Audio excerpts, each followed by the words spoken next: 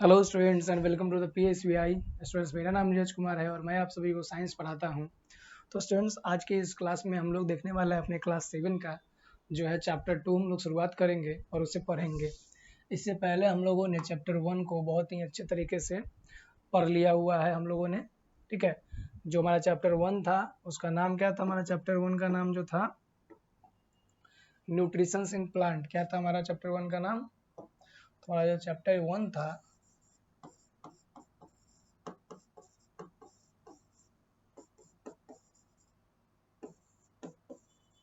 Nutrition in plant, chapter 1 हम लोगों ने अच्छी तरीके से कर लिया हुआ है। जो लगभग हमारा 8 से 10 क्लास हमारा जो है लेक्चर वीडियो और उसका प्लेलिस्ट आपको क्लास 7 में मिल जाएगा चैप्टर 1 का। ठीक है, जो स्टूडेंट अगर नहीं पढ़े हैं चैप्टर 1 को तो वहाँ से आप उसको कवर कर सकते हैं, पढ़ सकते हैं। और आज जो उसका क्वेश्चन आंसर भी हम उसको करा दिए हुए हैं। ठीक है, तो आज की इस वीडियो में हम लोग शुरुआत करने वाले हैं चैप्टर 2। जो चैप्टर 2 का नाम हमारा क्या है? Nutrition in animal. ठीक है, हम सभी को पता है कि जो हमारा क्या है, दो जगत है जिसमें हम एक आता है एनिमल किंगडम, एक आता है प्लांट किंगडम। तो जो हम लोग प्लांट न्यूट्रिशन इन प्लांट यानी कि प्लांट किंगडम हम लोगों ने पिछले कक्षा में हम लोगों ने पढ़ लिया हुआ है और इस कक्षा में हम लोग पढ़ने वाले हैं न्यूट्रिशन इन एनिमल। ठीक है, यानी कि जंतुओं में पोषण। तो आइए इस बेहतरीन से क्लास का, बेहतरीन सी कक्षा का हम लोग शुरुआत करते हैं, शुभारंभ करते हैं हमारा इस नए टॉपिक का, जिसका नाम है न्यूट्रिशन इन प्लांट।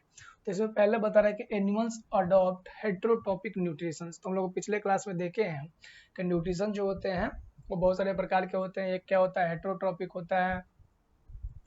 ठीक है, फिर क्या ऑटोट्रॉपिक होता है। तो एनिमल जो है, जो जंतुएं जो होती है, ये क्या करती है? हेट्रोट्रॉपिक न्यूट्रिशन को सपोर्ट करती है।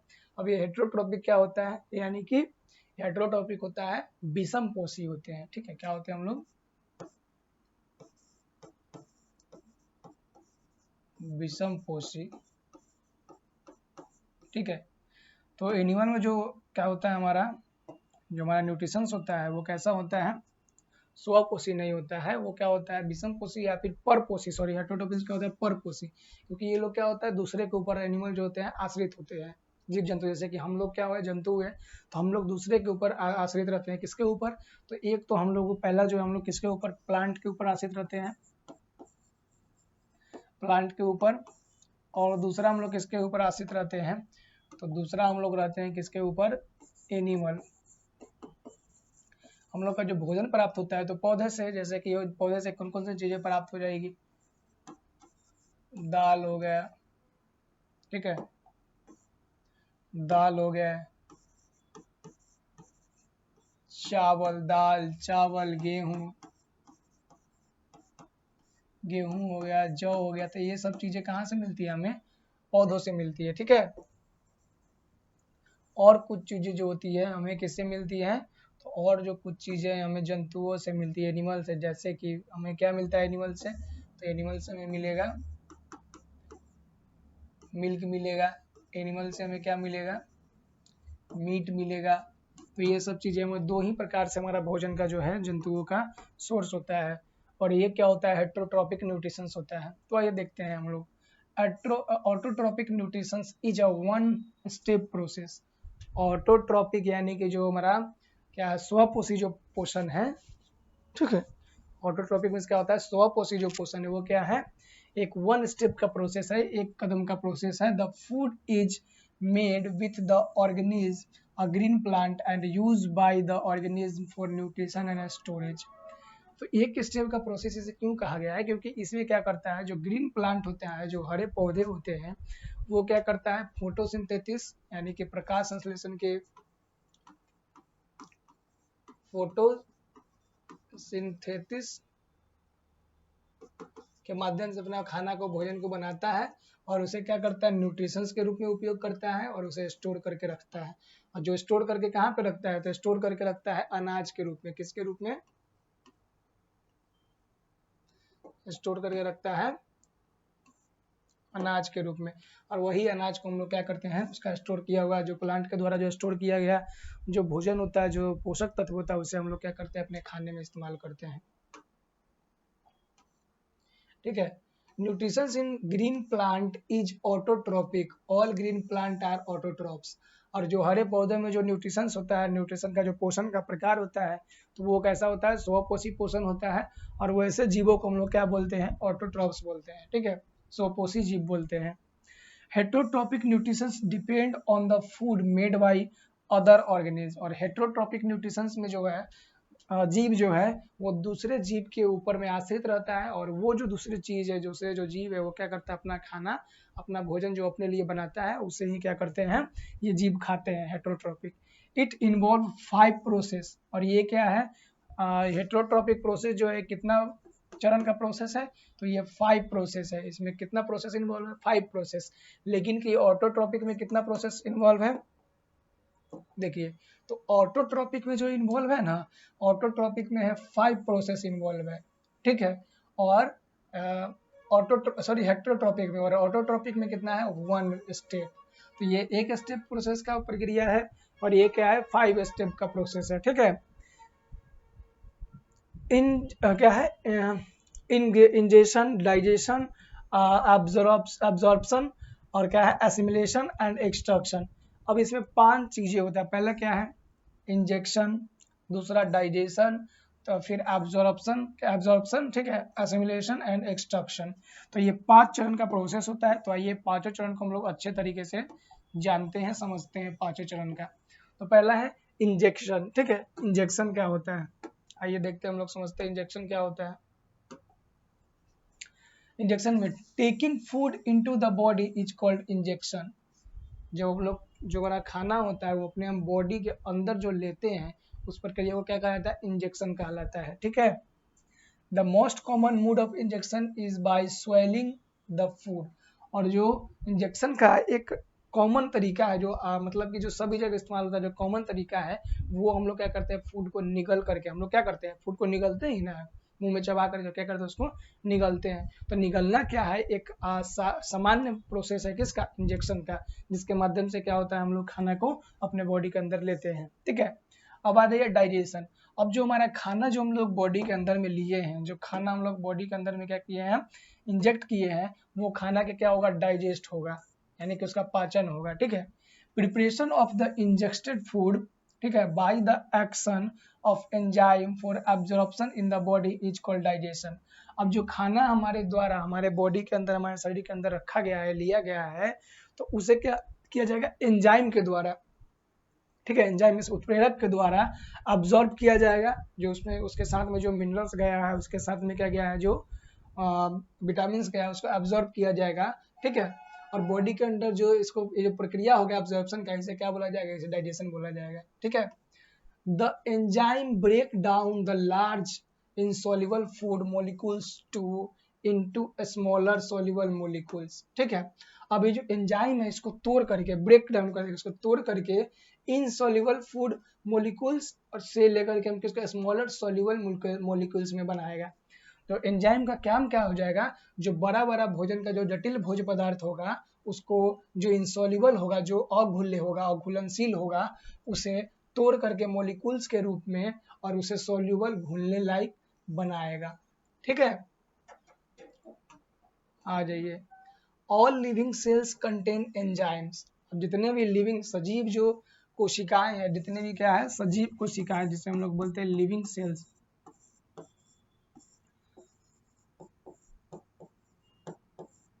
जितने भी सजीव कोशिका हैं, ठीक है, वो क्या करते हैं, एंजाइम उनके अंदर कंटेन, एंजाइम उनके अंदर होते हैं। जितने भी सजीव कोशिका होते हैं कंटेन एंजाइम कंटेन करते हैं, ठीक है। अब हमारा थर्ड प्रोसेस पहला हो गया इंजेक्शन, जो खाना को अंदर लेंगे। डाइजेशन, जो अंदर गया हुआ खाना का कुछ प्रक्रिया के द्वारा एंजाइम बड़े मोलिक्यूल्स को छोटे मोलिक्यूल्स में जब तोड़ेंगे मोलिक्यूल्स में, तो उसे हम लोग क्या बोलेंगे, डाइजेशन बोलेंगे। हमारा थर्ड स्टेप क्या है, एब्जॉर्प्शन। आदि एब्जॉर्प्शन देखते हैं, एब्जॉर्प्शन क्या होता है। एब्जॉर्प्शन में देखते हैं, the soluble product of digestion cross the cell membrane and enter the blood system, this is called absorption. अब जो खाना हम लोग जो बॉडी में रखे हैं डाइजेशन के लिए, वो खाना जब एंजाइम में टूट जाएगा, छोटे छोटे मोलिक्यूल्स में टूट जाएंगे, तो वो मोलिक्यूल्स को जो हमारा सेल मेम्ब्रेन होता है, सेल मेम्ब्रेन यानी कि कोशिका झिल्ली होता है। सेल मेम्ब्रेन क्या होता है, जैसे कि हमारा सेल है और यहाँ पे क्या हमारा न्यूक्लियस है और ये क्या है साइड से मान लेते हैं, और सेल मेम्ब्रेन है।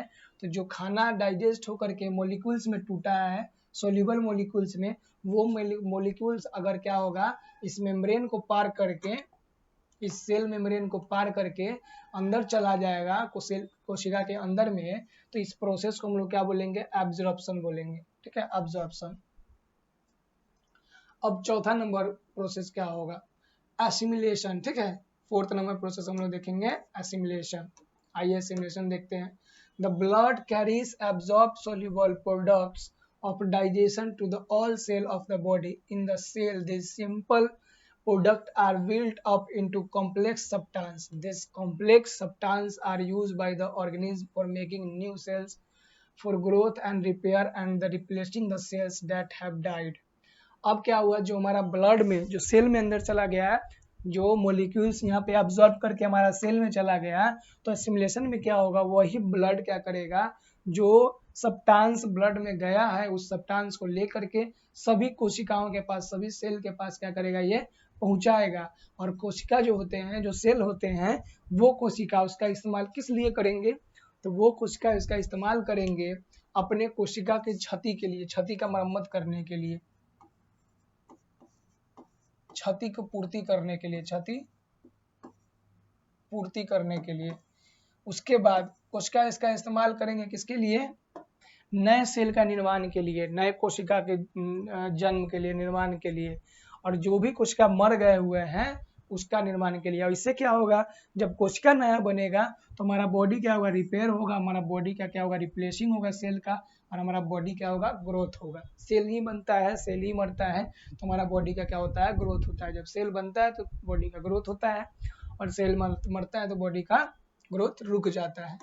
Any excess of this substance is stored in the body. The whole process is referred to as assimilation. और यही जो पूरा प्रोसेस है, जो ब्लड में जाने के बाद जो भी कॉम्प्लेक्स सब्सटेंस होता है उसका सेल के द्वारा इस्तेमाल कर जाना, किसके लिए, किसके लिए, नए सेल के निर्माण के लिए, पुराने सेल के क्षति को मरम्मत करने के लिए, और हमारे शरीर को ग्रोथ करने के लिए जो इस्तेमाल किया जाता है, इस पूरा प्रोसेस को एसिमिलेशन बोला जाता है। लास्ट हमारा जो स्टेप है एक्सर्शन। ठीक है, एक्सर्शन होता है कि उत्सर्जन, एक्सर्शन सिस्टम जिसको हम लोग उत्सर्जन तंत्र बोलते हैं। अब क्या हुआ, जो हम लोगों ने फूड को जो बॉडी के अंदर में कंज्यूम किया है फूड को, उस फूड से क्या है, जो सिंपल मॉलिक्यूल्स है, सिंपल सब्सटेंस को हम लोग क्या करें, एब्जॉर्ब कर लिए, और बाकी का जो वेस्ट मटेरियल बच जाएगा जिसका हमारे बॉडी में इस्तेमाल नहीं होगा, उसको क्या करेंगे हम लोग, क्या करेंगे, उसको इंजेक्शन के माध्यम से हम लोग बॉडी के प्रोसेस, बॉडी से बाहर निकालेंगे, और this process is called exertion. ठीक है, डिफेक्शन इसको हम लोग बोलेंगे। ठीक है, डिफरेंट वे ऑफ इंजेक्शन। अब इंजेक्शन के अलग अलग तरीके, अलग अलग रास्ते हो सकते हैं इंजेक्शन के बारे में। आइए इंजेक्शन बताते हैं कि इंजेक्शन, जो पहला टॉपिक हम लोग पढ़े थे ना, पहला इंजेक्शन, तो इंजेक्शन के अलग अलग तरीके हो सकता है। जैसे हम लोग जो है, हम लोग क्या करते हैं, फूड को अपने अंदर कैसे इंजेक्ट करते हैं, तो उसको स्वेलो करके निगल जाते हैं ना, पहले चबाते हैं, चबा करके फिर निगल जाते हैं। ठीक है, different way of injection, different way of injection, different kind of animals have involved different way of capturing and injection food. अब अलग अलग प्रकार के जानवर और जीव जो हैं अलग अलग प्रकार से भोजन को ग्रहण करते हैं, इंजेक्ट करते हैं। 3 common way are swallowing whole food, sucking and the biting followed by the chewing. अब देखिए इसमें 3 गो प्रक्रिया के द्वारा हम लोग खाना को क्या करते हैं, अपने बॉडी में जितने भी जीव जंतु पृथ्वी पे है वो मुख्यतः 3 प्रकार से अपने भोजन को अपने शरीर के अंदर ग्रहण करते हैं, जिसमें पहला प्रक्रिया है स्वेलिंग। स्वेलिंग को हम लोग बोलते हैं निगलना, जो खाना को निगलते हैं ना, swelling. Many animals swallow their food without biting or chewing. Hydra is the carnivorous small animal that lives in a water. Its size is food such as a waterphilia. Its tentacles, then it pushes the food into the mouth and the body. Since Hydra can stretch the mouth quite wide, it swallow even young fish much larger than itself. अब देखिए swelling एक निगलने की प्रक्रिया है जिसमें क्या किया जाता है, बिना खाना को काटे हुए, बिना खाना को चबाए हुए डायरेक्ट बॉडी के अंदर हम लोग जब निगल जाते हैं तो उसे हम लोग क्या बोलते हैं, स्वेलिंग या निगलना बोलते हैं। और इसी का एग्जाम्पल है जो हाइड्रा है, ये आप लोग देख रहे हैं, ये हाइड्रा जो है खाना को इसी माध्यम से क्या करता है, निगलता है।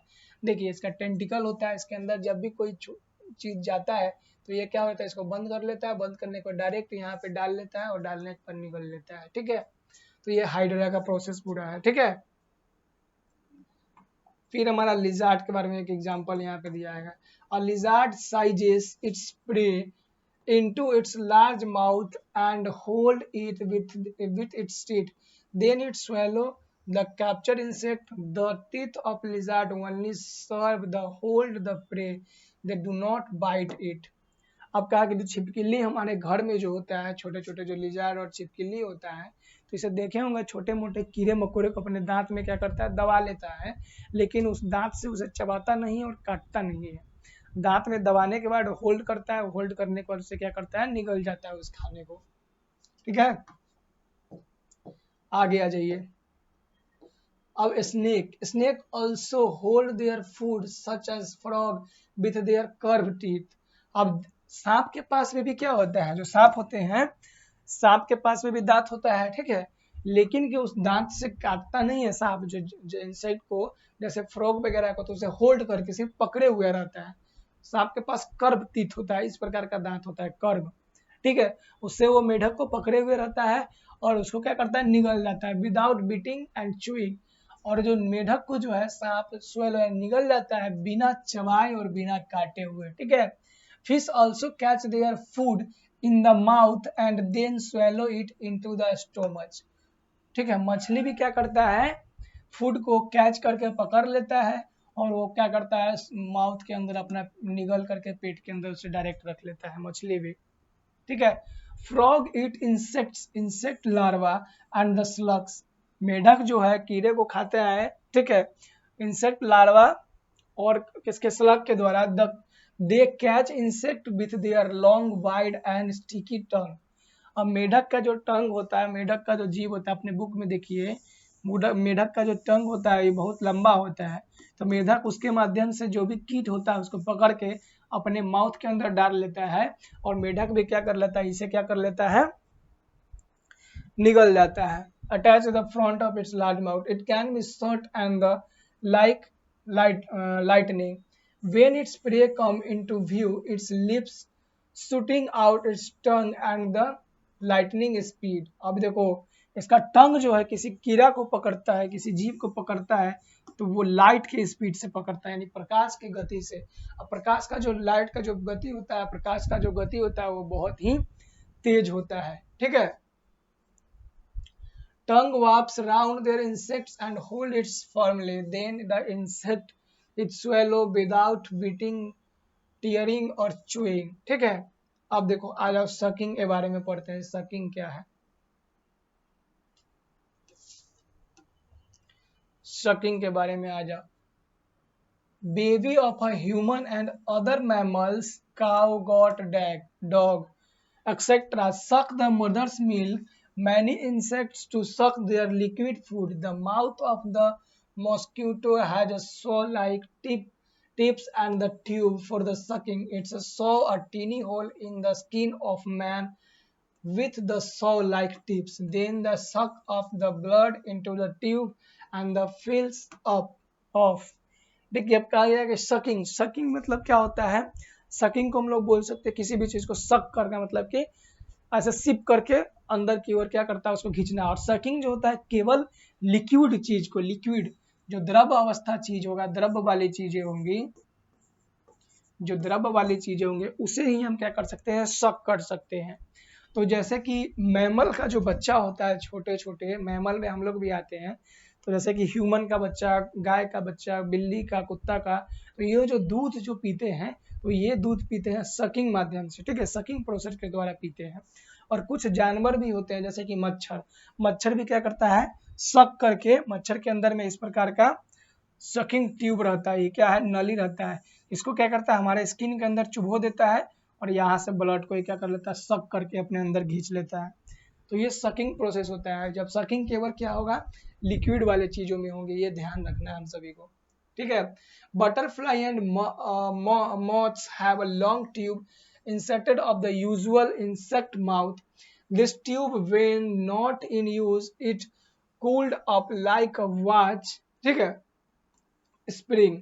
अब जैसे कि बटरफ्लाई और क्या है, मॉथ्स के पास जो होते हैं इस प्रकार के सकिंग ट्यूब होते हैं, और जब इसका इस्तेमाल नहीं होता है तो ये घड़ी के जैसे इसे बंद करके अपने बॉडी के ऊपर में रख लेता है, ठीक है। It is uncoiled and the trust deep into flower and the सक ऑफ देयर नेक्टर। और जब ये अनकॉइल्ड नहीं होता है, अनकॉइल्ड मतलब कि कॉइल के जैसा एक ऐसा घुमा हुआ, जब ये कॉइल के जैसा नहीं होता है, ऐसा सीधा होता है, तो ये क्या होता है, फ्लावर के अंदर क्या हो जाता है, चुभो देता है, और फ्लावर के अंदर चुभोने के बाद यहाँ से क्या खींच लेता है, ये सक कर लेता है, तो फ्लावर के अंदर नेक्टर को खींच लेता है। और नेक्टर क्या होता है, जो फ्लावर के अंदर, फूलों के अंदर जो मीठे पदार्थ होते हैं उसे नेक्टर बोला जाता है, ठीक है। The mouth of the house fly is also made of sucking through a tube. When the fly is not feeding, the tube is stuck away under its head.